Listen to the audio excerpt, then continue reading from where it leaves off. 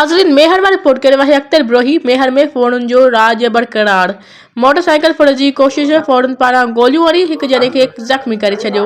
मेहर भरसा गोठ ओघामारी खां 3 हथियारबंदन पारां मोटरसाइकिल फुड़ करण जी कोशिश मज़ाहिमत करण ते फ़ौरन पारां गोलियूं हणी एक जने के जख्मी करे छॾियो। गोठ निज़ामाबाद जो रहवासी मोटरसाइकिल सवार मोहम्मद सलीम ڇॾियो गोलियूं लॻण सबब सख्त जख्मी थी पियो।